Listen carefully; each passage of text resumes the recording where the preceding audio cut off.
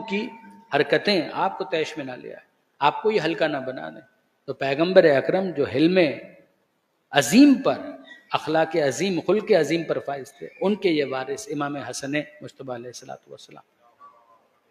Propaganda تو ہوا اور بھرپور پروپیگنڈا ہوا. یہ میر انیس کا مجموعہ ہے، چھوٹا سا انتخاب، اس میں سے چند اشعار ہیں جو میں آپ کے سامنے پیش کرنا چاہتا ہوں. واقعہ کون سا ہے؟ جو آپ کا سنا ہوا ہے، وہی واقعہ کہ ایک شام کا شخص سے وہ آتا ہے اور امام حسن مجتبیٰ کے ساتھ بدتمیزی کرتا ہے، گستاخی کرتا ہے، اور پھر امام حسن مجتبیٰ اس کے ساتھ کیا گفتگو کرتے ہیں. امام جانتے ہیں کہ یہ بیچارہ اس وقت پروپیگنڈے کا شکار ہے، چونکہ اس کے پاس صحیح اطلاع نہیں ہے، صحیح علم نہیں ہے، لہٰذا وہ یہ ساری باتیں کر رہا ہے. تو اب آپ ذرا دیکھیے، جناب جعفر مرچنٹ صاحب، سوز صاحب مستقیم، شاعر اہل بیت، بہت بڑے شاعر، اس میں کوئی شک نہیں، لیکن یہ ہے کہ بہرحال ان کے سامنے یہ اشعار پڑھنا مشکل ہے میرے لیے، لیکن یہ کہ میں ہمت کر رہا ہوں، امید ہے کہ صرف نظر کریں گے، اگر کچھ غلطیاں ہو جائیں درود بھیجیے گا محمد و آل محمد. یہ 4-5 بند ہیں، مگر یہ کہ بہرحال داخل در حسنات ہونے کے لیے. حلال مشکلات امیر و غریب تھے، حلال مشکلات غریب و امیر تھے، اور شاہ لا فتح کے معظم وزیر تھے. قائم مقام سرور گردوں سریر تھے، کیا گوہر نسب میں عدیم النظیر تھے. نانا رسول بادشاہ مشرقین سا، بازو اگر خدا نے دیا تو حسین سا.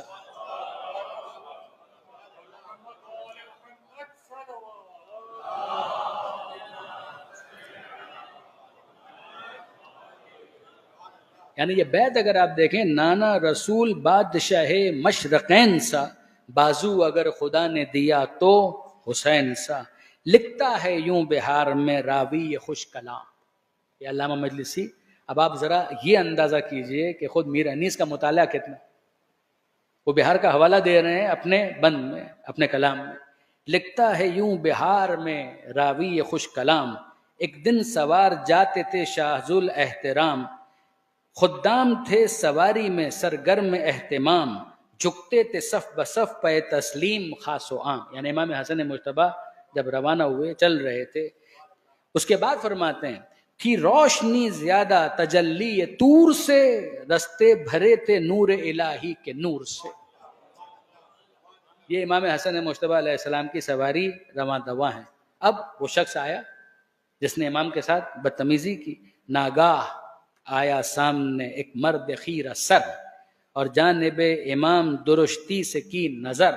منہ سے کلام سخت کہے اس نے بیشتر، ترک ادب ہے لاؤں اسے کس زبان پر. سمجھا نہ رتبہ شہ عالی مقام کو، دشنام دی امام علیہ السلام کو. یعنی اس نے امام کے ساتھ بے ادبی کی، امام کے ساتھ غلیظ زبان استعمال کی. جب کر چکا وہ بے ادبانہ یہ سب کلام، حضرت نے اس کا دیکھ کے منہ روک لی لگام. امام نے اپنے گھوڑے کو روک لیا، وہ بے ادبی کر رہا ہے، گستاخی کر رہا ہے، اور امام کیا کر رہے ہیں؟ امام نے گھوڑے کو روک لیا، گویا کوئی قصیدہ سنا رہا ہے، امام کی کوئی تعریف کر رہا ہے، مگر امام نے گھوڑا روک لیا کہ ہاں بھائی کیا کہنا چاہتے ہو، بتاؤ، سنتے ہیں ہم بھی کیا کہنا چاہتے ہو. جب کر چکا وہ بے ادبانہ یہ سب کلام، حضرت نے اس کا دیکھ کے منہ روک لی لگام، اور مسکرا کے آپ نے کی سبقت سلام. اور مسکرا کے آپ نے کی سبقت سلام، امام نے اس کو سلام کیا. فرمایا کیوں ہے غیظ میں اے مرد نیک نام، کیا سبب ہے، کیوں اتنے غصے میں ہو، خیریت تو ہے، کیا ہو گیا. فرمایا کیوں ہے غیظ میں اے مرد نیک نام، شاید اسیر دام بلا و محن ہے تو، مجھ کو گما یہ ہے کہ غریب الوطن ہے تو. لگتا ہے پریشان ہے، مشکل میں ہے، کچھ زحمتیں ہیں، یہاں پر تو غریب الوطن ہے، مسافر ہے، مجھ سے سوال کر کہ میں حاجت رواں کروں. مولا اس نے آپ کو گالیاں دیا کہ وہ باتیں بعد میں ہوتی رہیں گی. بعض علماء یہ کہتے ہیں کہ بھائی ایسا لگتا ہے کہ تم نے کچھ باتیں سن لی ہیں کہ جس سے تمہارے دل میں کچھ کدورت آ گئے، چھوڑو وہ باتیں تو بعد میں پھر کریں گے، ابھی تو یہ بتاؤ مجھ سے سوال کر کہ میں حاجت رواں کروں، اور درد مفلسی ہو تو اس کی دوا کروں. گر تو مریض ہے تو شفا کی دعا کروں، مقروض گر تو ہوئے تو اس کو ادا کروں. تنہا ہے گر تو آ کے میرا غم گسار ہو، پیدل ہو گر تو گھوڑے پہ میرے سوار ہو۔ اگر یہاں رہنے کے لیے مکان نہیں ہے تو میرا مکان حاضر ہے، میرا مہمان بن۔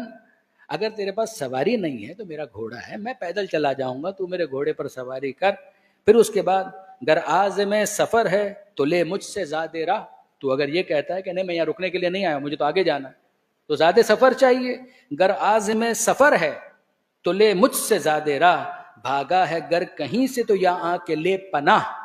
اگر کسی سے ڈر لگ رہا ہے تو حسن مجتبیٰ تجھے پناہ دینے کے لیے تیار ہے۔ گر عازم سفر ہے تو لے مجھ سے زیادہ راہ، بھاگا ہے گر کہیں سے تو یہاں آ کے لے پناہ۔ بھوکا ہے گر تو سیر ہو اے بندہ الہ، اور یہاں ہے گر تو لے میرا یہ جامہ و کلاه۔ اگر لباس نہیں ہے تو میں لباس دینے کے لیے تیار ہوں۔ اہل کرم ہیں لال جناب امیر کے، مہمان چند روز ہو گھر میں فقیر کے۔ اہل کرم ہیں لال جناب امیر کے، مہمان چند روز ہو گھر میں فقیر کے۔ سن کر اب جو اس پر اثر ہوا، جو انقلاب آیا، سن کر کلام بادشاہ آسماں سریر۔ الفاظ بھی آپ دیکھیے، سن کر کلام بادشاہ آسماں سریر، کانپا مثال بیت سراپا وہ مرد پیر، بے اختیار رو کے پکارا کہ اے قدیر۔ اب خدا سے مخاطب ہے، وہ ہاتھوں کو بلند کر کے پروردگار سے مخاطب ہے۔ بے اختیار رو کے پکارا کہ اے قدیر، تیرا کوئی عدیل نہ اس کا کوئی نظیر ہے، نہ کوئی تجھ جیسا نہ کوئی اس جیسا۔ تو خالق ہوتے ہوئے بے مثل و بے مثیل، اور یہ مخلوق ہوتے ہوئے بے مثل و بے نظیر۔ بے اختیار رو کے پکارا کہ اے قدیر، تیرا کوئی عدیل نہ اس کا کوئی نظیر۔ شیر خدا وسیع نبی لا کلام ہے، حقا کہ تو امام ہے ابن امام ہے۔ آپ نے غور فرمایا، واقعی یہ بیت بہت قابل توجہ ہے۔ شیر خدا وسیع نبی لا کلام ہے، حقا کہ تو امام ہے ابن امام ہے۔ حیدر سے بغض تھا مجھے اور آپ سے عناد۔ اب وہ اپنی کیفیت بیان کر رہا ہے۔ حیدر سے بغض تھا مجھے اور آپ سے عناد، مانند روح و جسم ہوا آج اتحاد۔ یعنی پہلے ایسی جدائی، لیکن آج کیفیت بدل گئی۔ حیدر سے بغض تھا، اب نہیں ہے۔ حیدر سے بغض تھا مجھے اور آپ سے عناد، مانند روح و جسم ہوا آج اتحاد۔ دل سے تمام محو ہوئے باطنی فساد، اب بخش یہ خطا کو یہی ہے میری مراد۔ تعزیر دیجئے تیغ دو پہ کر نکالیے، تقصیر وار ہوں میں زباں کاٹ ڈالیے۔ اب اس کے بعد امام کے حوالے سے میر انیس کہتے ہیں، کیا پرورش تھی بندے پر اس حکم کے نثار۔ امام حسن کے اس رویے پر وہ فرماتے ہیں، کیا پرورش تھی بندے پر اس حکم کے نثار، ایسا گنہگار ہوا دم میں رستگار۔ مولا کا علم و فیض ہے عالم پہ آشکار، ہے رحم بے حساب تو بخشش ہے بے شمار۔ پیدا ہوئے تھے یہ عوض خاک نور سے، توجہ کیجئے گا، پیدا ہوئے تھے یہ عوض خاک نور سے، رحمت سے دل بھرا تھا تن پاک نور سے۔ بس برادران عزیز، ایک اور میں آپ کی خدمت میں بند عرض کروں اور گفتگو کو مکمل کر دوں۔